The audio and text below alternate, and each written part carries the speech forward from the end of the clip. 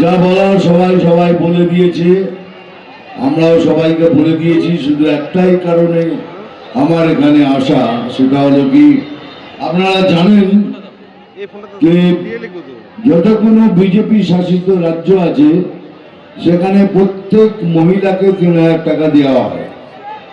এখন আমরা বলেছি আমরাও দেবো, যদি এখন বলি তাহলে বলবে কপি করছে, কিন্তু অলরেডি আমরা দিচ্ছি ওখানে।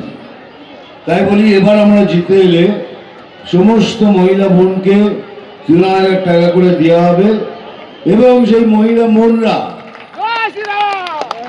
যদি সরকারি বাসে যাবেন আপনাদের কোনো টিকিট লাগবে না।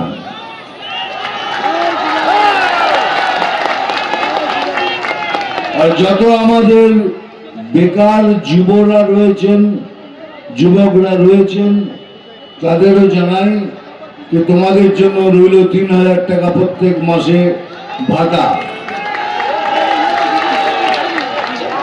কিন্তু ভাতা দিয়ে আমরা বসে থাকবো না, তার সাথে সাথে আমরা দেব এমন কিছু করার যাতে তুমি নিজে নিজে কোনো বিজনেস করে কোনো কিছু করে নিজের পায়ে দাঁড়িয়ে যাও।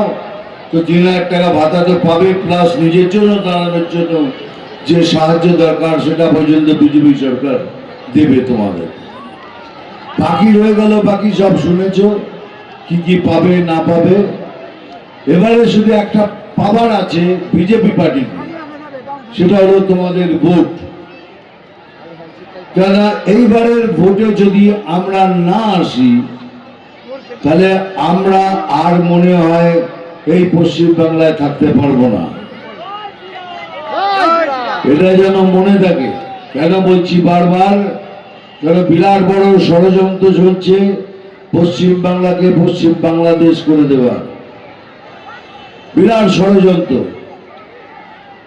পশ্চিম বাংলাকে পশ্চিম বাংলাদেশ করে দেওয়ার যে ষড়যন্ত্র চলছে, কিন্তু সে স্বপ্ন পূরণ হবে না।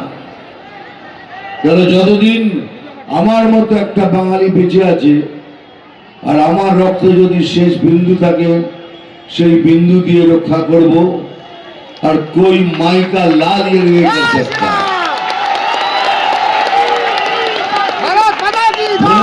कोई माई का लाल इसको पश्चिम बंगाल देश नहीं कर सकता। সেকেন্ডলি এই জন্য বারবার বলছি 50,000 স্কুল আছে আমাদের, 165 কোটি টাকা দিলে সুন্দরভাবে চলতে পারে, কিন্তু সেই টাকা উনি দেবেন না। উনি কাকে দিচ্ছেন? ক্লাবকে 400 কোটি, একে 800 কোটি, এইসব, কিন্তু পড়াশোনার জন্য কেউ টাকা দিচ্ছে না। আমরা এলে পরে প্রথমে এই 50,000 স্কুলকে ভালোভাবে দাঁড় করাবো। আদিবাসী ভাই বোনদের জন্য স্কুল আছে, কিন্তু কোনো টিচার নেই। তারা পড়াশোনা করবে কবে? কবে তারা শিক্ষিত হবে? আমরা এলে করব। আমি আপনাদের কথা দিচ্ছি, আমি করব।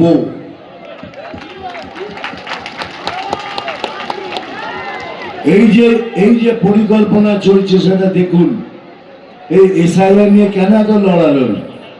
তাদের জন্য লড়ালড়ি এত।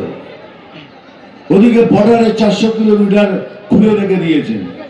প্রধানমন্ত্রী বলছেন, আমাদের গৃহমন্ত্রী বলছেন আপনি জমি দিন, ওই 400 কিলোমিটার আমরা বন্ধ করে দেবো। দিচ্ছেন না। কেন দিচ্ছেন না? কেন? ওখান দিয়ে ঢুকবে সবাই। আসুন, এসে এখানে খান দান, আমাকে ভোট করুন, আর তারপরে আমরা বসে বসে সবাই মিলে পশ্চিম বাংলাদেশ করে দেব। এত সোজা? হ্যাঁ, আমরা কি সবাই মরে গেছি নাকি? দেখুন পড়াশোনার ক্ষেত্রে দেখুন কিবা বলছে নাকি আমরা বিভাজন ঘটাচ্ছি। আমরা বিভাজন ঘটাচ্ছি? আমরা তো প্রথম দিন থেকে বলছি যে আমরা ভারতীয় মুসলমানদের বিরুদ্ধে নয়, আমরা মুসলমানদের বিরুদ্ধে নয়, ভারতীয় মুসলমানদের বিরুদ্ধে নয়, কিন্তু যারা দেশে থেকে আমাদের দেশের ক্ষতি করে আমরা তাদের বিরুদ্ধে।